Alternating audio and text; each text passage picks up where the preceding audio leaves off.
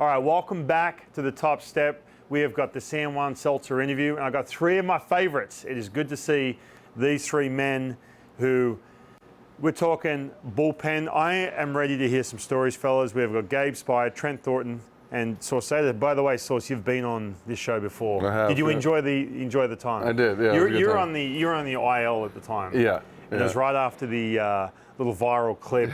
Was that on Twitch? Yeah, Twitch. Yeah. How was that? I got to ask, fellas, how was that like perceived from like teammates? Were guys like, what is he doing? Was it, oh man, what a legend? How we was all it saw perceived? the clip on Twitch or Twitter or whatever it was, and we loved it. But the real surprising part was when they played it on that board during the game. Ooh. And we're like, did they really just play that? But it got the people fired up, and as Don't forget, we won that night.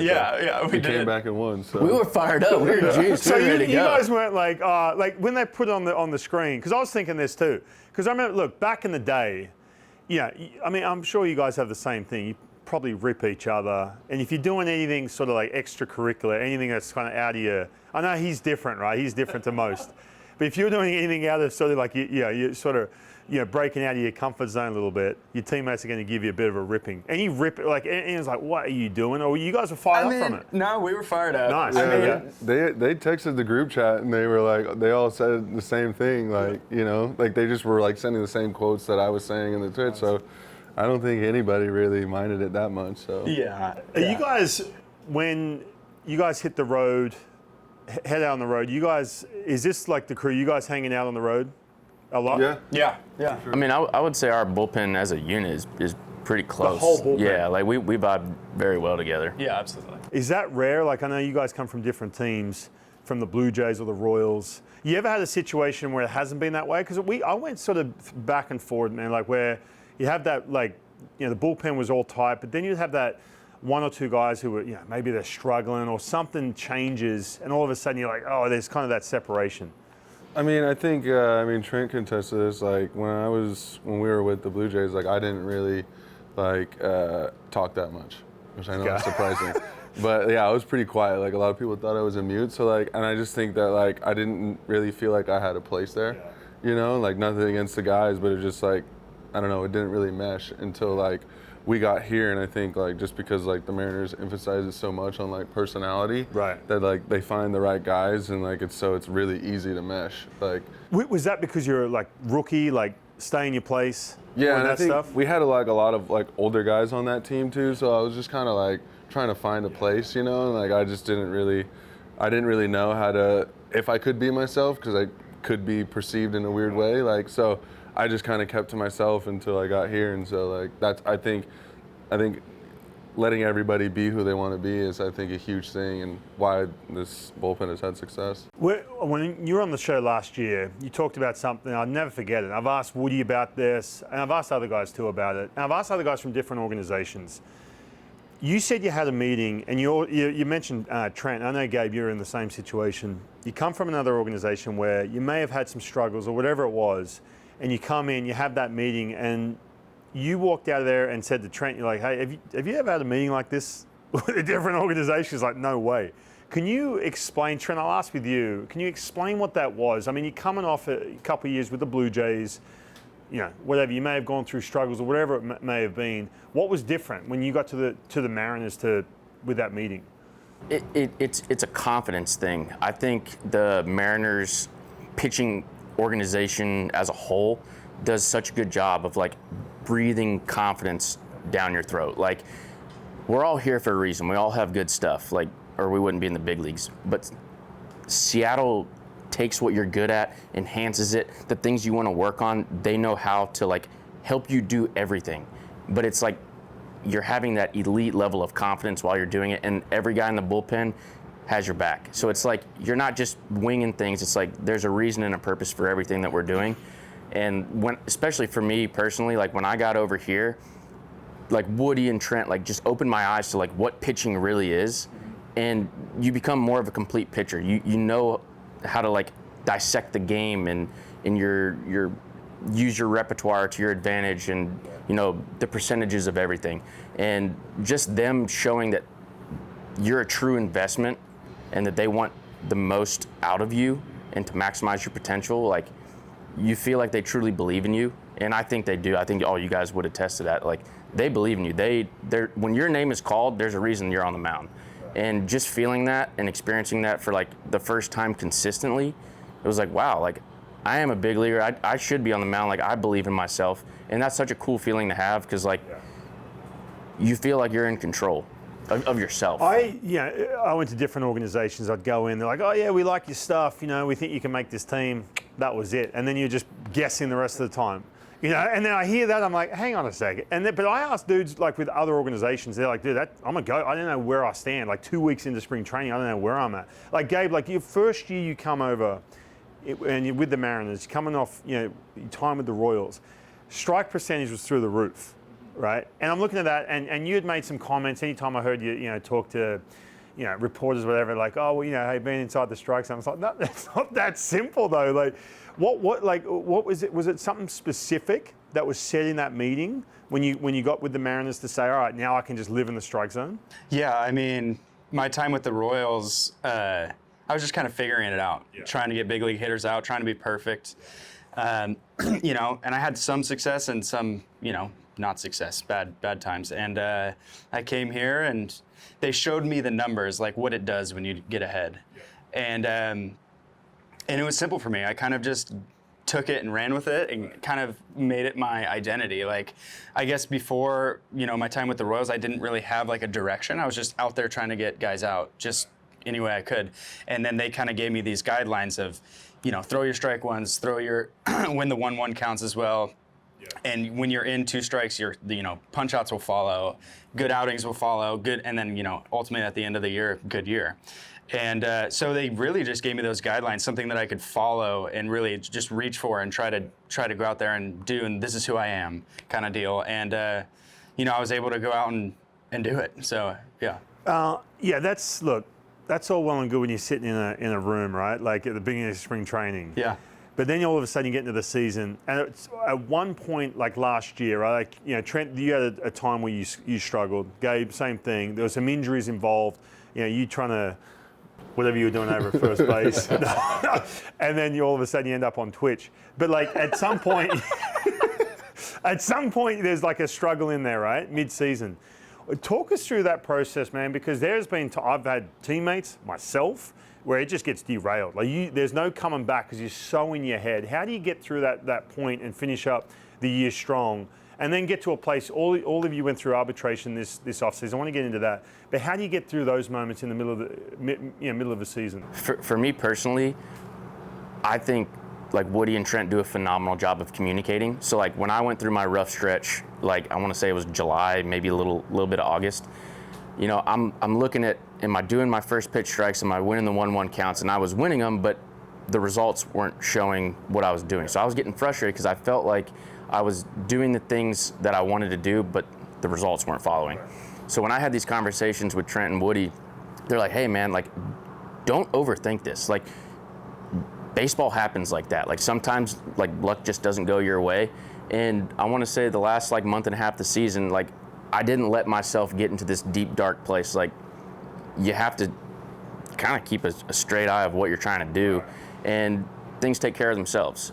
And again, we all have good stuff. We all can get major league hitters out. It's just not letting your brain go to the wrong direction and go down in that deep hole, because baseball is a game of failure. It's a really hard game, and it's really easy to feel sorry for yourself, but no one feels sorry for you, like, because we're all in the same situation.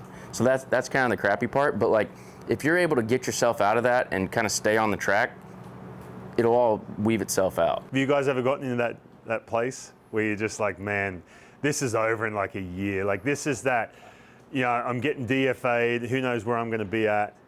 Yeah, I kind of live there. Like I kind of just stay there. I don't know. I lean into it a little bit. I think having a little bit of fear and like not letting it overcome you is like, it kind of keeps you alive, Like never getting comfortable, right? Yeah. Like or feeling like you got this figured out. Yeah, like we kind of came into it, like I think we kind of had a good idea that like, like as long as we do what we're supposed to, like the position was ours for, and but I was saying to these guys, I was like, sometimes I feel like a street dog that's been housed now, because I don't know how to like interact. I only know like when my back's up against the wall. Right. So like I think just keeping that perspective, because like I said, relievers is extremely volatile. Like, you're in and out. Like, we're not gonna end with the guys that we all came with. So it's just always like trying to maintain that focus, that the process. Well, that's why, and I brought this up, the arbitration process, right? You finish a year, you've gone through some struggles. It is volatile where you're expendable, right? Like the bullpen is like that expendable piece.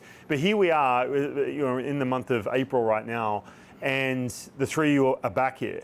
And you've gone through arbitration. Trent, you've gone through it now 4 times. You guys for the first time. Talk us through, because everyone hears about, oh yeah, extension. Cal just got, that extension is locking up arbitration years, free agent years. But it's different for you guys. I've had friends in Grant Balfour who, coming off a year where he's just dominated, and there was that threat, well, hey, listen, we can't afford your piece, beat it. So was that process, was it nerve-wracking? Was it stressful going through that process around the tender date and all that? Talk us through that. Trent, you've been through it 4 times. I mean, it's stressful because it's our careers. Like, this is how, we all love baseball, but we can't play forever, so you want to make as much money as you can while you play.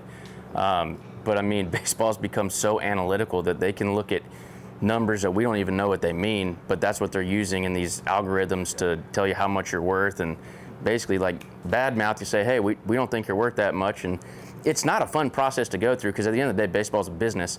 But I mean, as soon as you get tendered, it's like, all right, at least I have a job next year. So like, let's try to get as much as you can, but then you start thinking, all right, I got to perform this year. So I mean, I don't know. It's a stressful process. I try not to think too much into it, because at the end of the day, it is what it is. And if they're not going to budge on a number, all right, well then you go to a hearing and pray for the best. But like, I mean, I don't know. What do you guys think? Yeah, I mean, for me, first time going through, I mean, coming off the year I had last year, being hurt, getting sent down, and I wasn't expecting much. When I got tendered, I was super happy to know that I was going to be back. But like I said, just not very much negotiating power on my side. So I kind of just took what they gave me, and I'm happy to be back. It's all good. Now, I've given you all a whiteboard. Don't show each other your answers here. But I'm going to ask you some questions. The first one's kind of easy, because you're not going to throw a teammate under the bus just yet. The first one I've got for you: which city has the best hecklers on the road? Like I'm talking the most clever heckle. If you got a specific example, let's see it. I mean, I do have a specific example. I like it. I can't use it though. We can't use it? No. Can you use a PG version? No. I have a different one. It's all good. Okay, you want to show? Let's have a look. Reveal who we got. Boston, Philly, Boston. All right. What is it about the Fenway Park? What do we got? They're right on top of you. So like, Okay. you can throw a pitch and they can't can avoid touch them. you. Like, you can't avoid them. Right. Okay. So I mean, it's a tough place to pitch, and pitching in Fenway in general, like their fans are, Right. if they get any momentum, their fans get into it. What Philadelphia, dude? I mean, I've had an opening day there. Woo! It was rough. I've never experienced anything like that. But there's been some good ones. There's been some clever, like young kids ripping. I'm like, whoa, I wasn't expecting that. Any specific examples of some good heckles on teammates or yourself? I don't have a specific one, but I just know that in Philly, the reason I wrote it is because they were like looking up social medias and like saying your kid's ugly and stuff, like Right. They were getting personal, Getting real personal. Yeah. Okay. All right, so it's getting personal, but nothing clever, nothing like where you guys are laughing. We had. Do you just remember? can't share it. You can't say it out loud. All right, I had one. Do you guys remember back in the day, Reebok? Everyone used to wear Reebok, spikes. There used to be a kids version of Reeboks called Weeboks. I don't know if you guys remember. This is back, and I'm way older than you guys, but it used to be called Weeboks, right? I swear to God. So we had this one guy, Roy Corcoran, was a teammate, and he was really small. And they were trying to come up with something. This is in Baltimore. They had nothing. And I'm like, yeah, that's lame. And they're like, oh, look how small. He had really small feet. They're like, oh, look at his feet. Look how small his feet are. And he's trying to warm up. We're in the bullpen go, oh my God. Like, he's wearing Weeboks. It was nails, man. He's trying to warm up. We're all like 5 feet from him, just trying to, like, doing this one. It was so good. Oh, and they just kept hammering it. It was so good. All right, number 2. Okay, here's a scenario for you. Which teammate gets the most big league and big leagues their teammates. Now, here's a scenario. Just had 5 good outings, got some media attention. They're feeling themselves, walking around the clubhouse. You know, they're controlling the music. Oh, don't be looking. Oh, that's a good Who gets the most big league after they've had a little bit of success? You're like, oh, man, clean it up. Oh, man. Feel free to throw each other under the bus, too. Good dudes, don't get me wrong, but they can, you know, they're feeling a little bit. Yeah, it's got to be. All right, let's have a look. Who we got?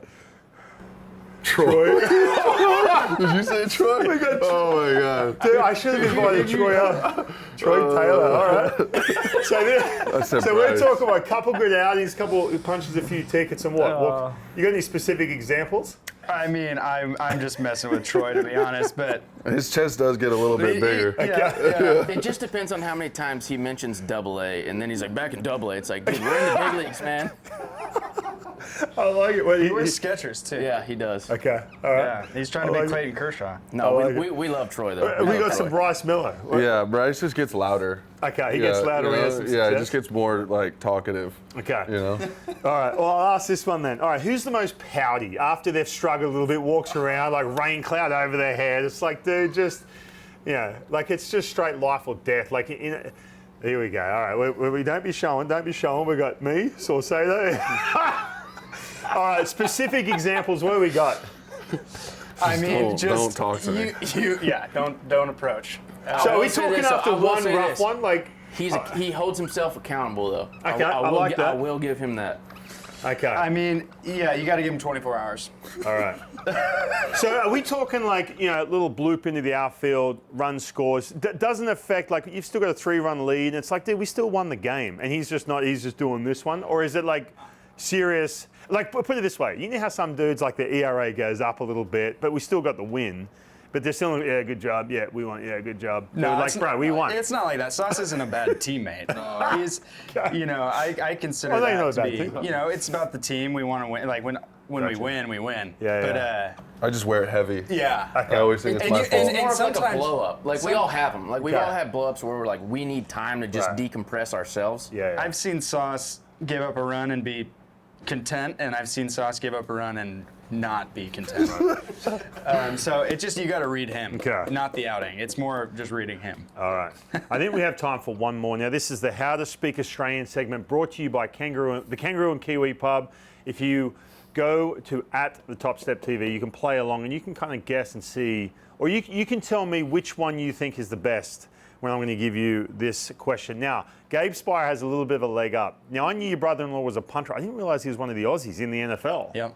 For the 49ers. Yes. See, that's how much I know football. That's terrible.